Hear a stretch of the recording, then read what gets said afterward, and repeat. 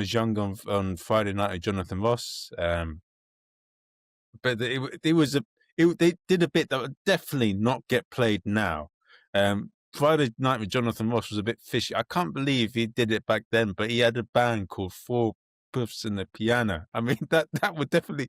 And then he actually joined them at the end of the show, and they sang a funny song. But it was so, yeah. I mean, it's funny how even 10 years ago, what was the name of the pianists? I hate saying it, but it's so dodgy. But it was called Four Puffs in the Piano. I mean, Yeah, I don't. Yeah, it was the 2000s are a weird time, like for culturally, because they weren't that long ago. But like, I don't know. You look back on stuff, and it's kind of more. It kind of is more collar tugging to me more than like some of the dodgy stuff from the 70s or the 80s, because that's, it's so distant. And then you see it like some Little Britons and all the stuff about like chavs. Do you remember where everyone hated chavs for like no reason? That was weird. And there was a lot of comedy about that. Being like, oh, what chav? It was the 2000s were a weird time to for comedy in my mind. There's like a weird kind of edge of cruelty in it that I think we can't dismiss because of antiquity to the same extent as, I don't know, something from longer ago. one thing so Simon Evans is like a guest that I had on I think about 2 years ago. He's probably one of my top guests that I've had on the podcast, not just because of who he is, but like the interview itself is one of the best that I've had.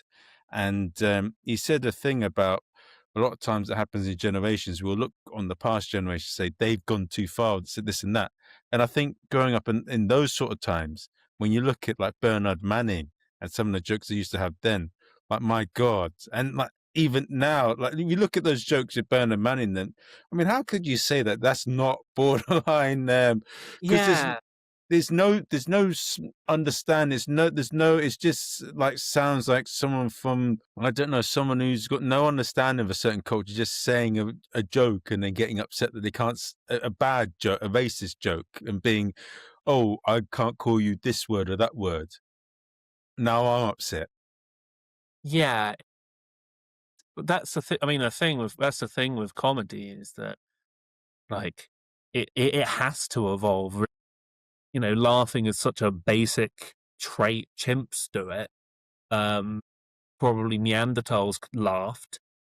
Like as human culture changes, what makes us laugh inevitably changes.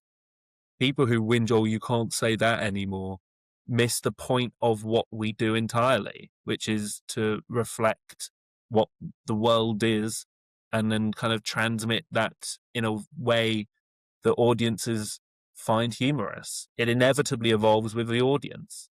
Like, think of the jokes you can make now that you couldn't make, that would be weird or bizarre 20 years ago. It all balances. It all comes out in the wash.